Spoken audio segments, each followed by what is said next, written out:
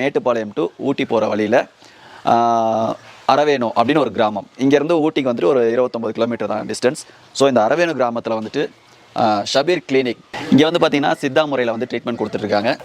இன்றைக்கி வந்துட்டு கபீர் சார் நம்ம கூட இருக்கார். இன்றைக்கி எதை பற்றி பேச போகிறோன்னு பார்த்தீங்கன்னா ஆண்மை குறைவு. ஏன்னா இந்த ஆண்மை குறைவு ப்ராப்ளம் வந்து நிறைய ஆண்களுக்கு இருக்குது. பட் ஆனால் அது வெளியே சொல்லிக்க மாட்டேன்றாங்க, வெளியே காட்டிக்க மாட்டேன்றாங்க. ஏன்னா அது ஒரு என்ன எப்படி சொல்கிறது, ஒரு ஷேமான விஷயன்ற மாதிரி, இதை போய் எப்படா நம்ம வெளியே கேட்குறது அப்படின்ற மாதிரி நிறைய பேர் தவிச்சிட்ருக்காங்க. இல்லை நிறையா சந்தேகங்கள் அவர்கிட்ட நம்ம கேட்டு தெரிஞ்சுக்க போகிறோம். வாங்க பார்க்கலாம்.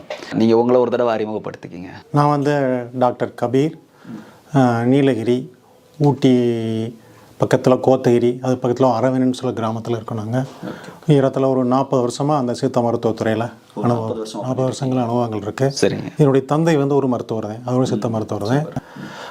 அதுக்கடுத்து நாங்கள் பண்ணிகிட்ருக்கோம்.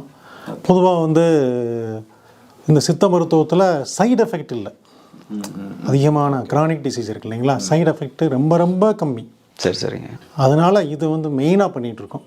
Okay okay, super. இப்போது இந்த ஆண்மை குறைவு ப்ராப்ளம் வந்துட்டு வரதுக்கான காரணம் என்ன?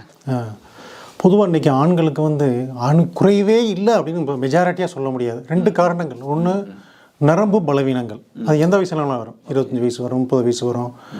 அதுக்கு வந்து சில காரணங்கள், அந்த உடல் ரீதியான காரணங்கள் தவிர்த்து மன ரீதியான காரணங்கள், சைக்காலஜிக்கல் டிஸ்டர்பன்ஸ் அவங்களுக்கு நிறையா இருக்கும். அந்த சைக்காலஜிக்கல் டிஸ்டர்பன்ஸ் எல்லாம் பொதுவாகவே வந்து அதனால் வந்து ஆஃப் ஆயிடுவாங்க. நரம்பு பலவீனம் உடல் ரீதியான ஒரு காரணம், உளவியல் ரீதியான காரணம், 2 சேர்றதுனால அவங்களுக்கு வந்து இந்த பலவீனங்கள் ஏற்படுது. அதுக்கு வந்து தொழில் ரீதியான விஷயங்கள், அப்புறம் வந்து தவறுதலான கெட்ட பழக்கங்கள், அப்புறம் தவறுதலான வந்து பழக்க வழக்கங்கள், உணவு முறைகள். முக்கியமாக உணவு முறைகள் ரொம்ப இம்பார்ட்டன்ஸ். ஏன்னா அது வந்து நல்ல ஹெவி டயட் எடுப்பாங்க, நல்லா ஒர்க் பண்ணுவாங்க, ஹெவி டயட் எடுப்பாங்க, அதில் வந்து கான்ஸ்டிபேஷன் இருக்கும். அதனால் அந்த திங்கிங்கே வராது. நிறையா சாப்பிடுவாங்க. அவள் சாப்பிட்டு லோடு பண்ணிட்டேன்னா அடுத்து பிரெயின் வந்து தூங்கத்தை சொல்லும். சரிங்களா, யாருக்குமே மனிதனுடைய இயற்கையான விஷயம் தூங்கத்தை சொல்லும். அப்போ அந்த ஐடியாவே வராது. அப்போ அந்த மன ரீதியாக அந்த ஐடியா இருந்தால் கூட கொஞ்சம் படுத்து தூங்குவோம் அப்படிங்கிற எண்ணங்கள் வந்துடும், இது ஆஃப் ஆகிடும். அப்போ பழக்க வழக்கங்கள் ஒரு முக்கியமான ஒரு காரணம். பழக்க வழக்கங்கள் மெயின். என் மருந்தன வேண்டாம் யாக்கைக்கு அருந்தி இது அற்றது திருக்குறள் சொல்லிட்டு இல்லைங்களா, அருந்தி உணவை சரி பண்ணிட்டோம்னா வியாதியே இல்லை. உணவு முறைகளுக்கு முக்கியமான காரணம்.